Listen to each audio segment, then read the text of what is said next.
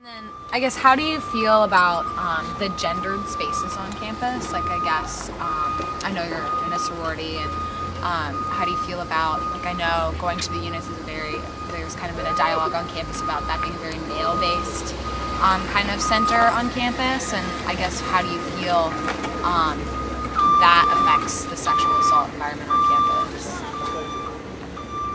I don't really go to the units ever. It's not really someplace that I find appealing, which might be like intuitively like thinking, sort of having that feeling of uncomfortableness. That's not a word, but of like not feeling comfortable over there because of how male dominated it is. But I just don't really go there. Do you think that the topic of sexual assault on campus is specifically a woman's issue, or do you think that the campus does a good job tackling it as a whole? And that if it's a women's issue, that whether only women should be concerned or the college as a whole should be concerned? I think the word really, to like the operative word, if you want to say anything, is that it's an assault. An assault should make anybody feel unsafe, man or woman. Mm-hmm. And again, maybe in this context, we're talking sexual assault does, in a way, just give you a picture that it was a guy on a girl, but when you read international news and news period, that it could be the other way around too, but very, very rarely, of course. And again, yeah, you should be worried because, again, it's a human being being assaulted and their rights being trampled on, and that could be your sister, your cousin, your best friend, or anything. And I think everybody should be worried, especially because I personally feel this college campus is a family as a whole. Our moniker tribe, I feel very proud of it. Mm-hmm. So again, if you touch any one of our community members, you're kind of messing with all of us, I would say. We have programs that deal specifically with sexual assault, and I don't know many people who go into a sexual situation thinking that they're going to be dealing with it as a sexual assault, and I think that that's a lack. I think that's something where there could be improvement. That if there were more spaces to talk about sex and boundaries and respect and pleasure in a sexual context, that would address the issue as well. But because it's more indirect, I can see how that's not being addressed as a sexual assault issue. I think it's important to approach it in different ways. A lot of men view sexual assault as a way of asserting lust or desires, but really, in all honesty, it's about asserting power over someone. And facilitating a discussion with men and women, in my opinion, would be, I don't know if I'm answering your questions right, but facilitating a discussion with both men and women together wouldn't be as constructive as men or women.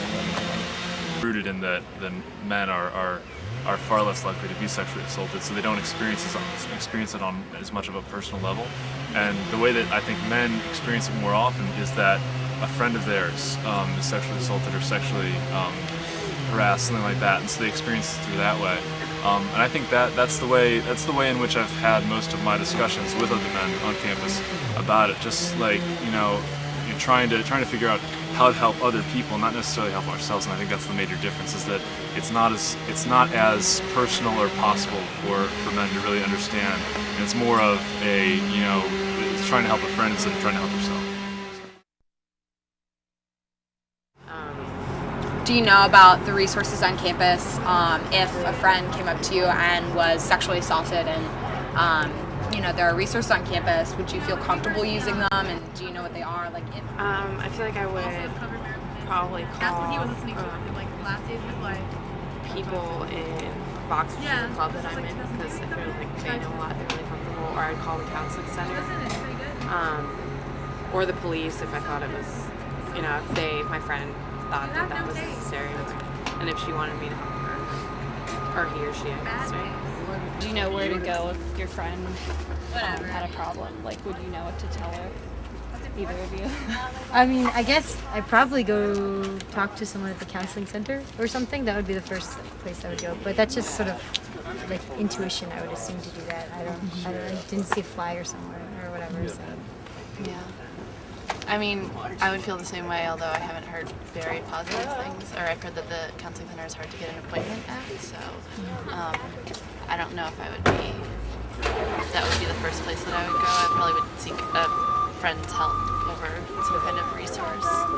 I'm aware of the night nurse. I don't feel like that's like a viable resource though, because like I wouldn't know how to get in touch with her at all. As far as the counseling center goes, I know a lot of people are like, I feel like it's kind of like a public venue to go in there, and like you see a lot of people. A lot of times you get put into like group therapy sessions. I know a lot of people aren't comfortable talking about that. As far as solutions, I don't really know, because I feel like our school does provide the necessary like resources. They're just not maybe advertised, or maybe students aren't like encouraged to take advantage of them. So. I think they do certain things. I mean, like Sam Seiler sends out pretty good emails whenever we have larger cases of it. We do have, I know one of the law school people works as the counselor for sexual harassment on campus, and actually have been in touch with her, have spoken to her, have known women who have been in touch with her, and things like that. And we recently did the whole new the sexual assault website. I kind of got a preview of it, haven't really looked at it in detail. I don't know how much that actually helps the whole situation, but I mean, it's information, it's resources, so I mean, that kind of thing is out there. I guess I feel like the administration does an okay job at handling.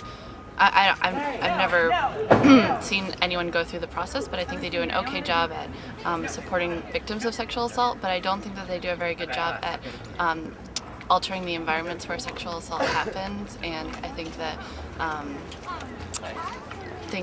the social situations at William & Mary and the sexual education sometimes is not targeted around the real problems of sexual assault and what actually happens. Could you talk a little bit about 1 in 4 and what it's meant to you, and what you think the strives have been for the organization, and where you think the changes need to be made, if any, kind of where your obstacles lie, and your thoughts on the organization, because it's one of the major, at least my understanding of 1 in 4 when it began, was simply of the men's program, which was basically designed to create some sort of sense of sympathy and empathy for what women do go through when they are, if they are sexually assaulted, and trying to approach men as a potential helper, as a potential ally in the fight against sexual assault.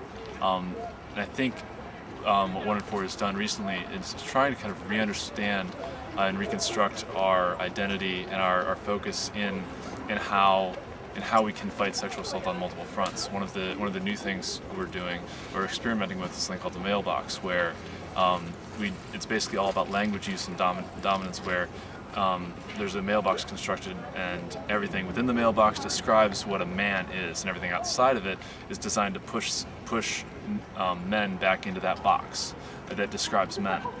It kind of talks about how that language is used to dominate, and how it's both the manifestation and perhaps has an effect on sexual assault and sexual dominance, and it can lead to that. So I think right now sexual assault is trying to develop itself, no, that's wrong.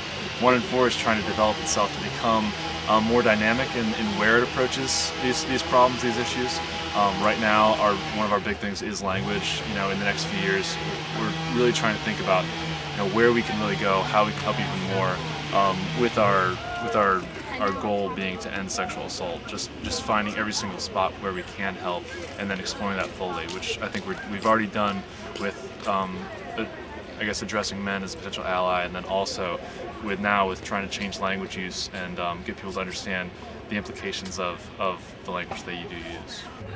I don't think there's any one way to talk about stuff. I don't think there's any one way to talk to everyone about anything. I think that people have different ways of understanding things, and so I think it's absolutely wonderful that we have so many different groups addressing this from so many different angles, and having so many simultaneous campus conversations happening about it, and happening in lots of different ways. I think that's wonderful,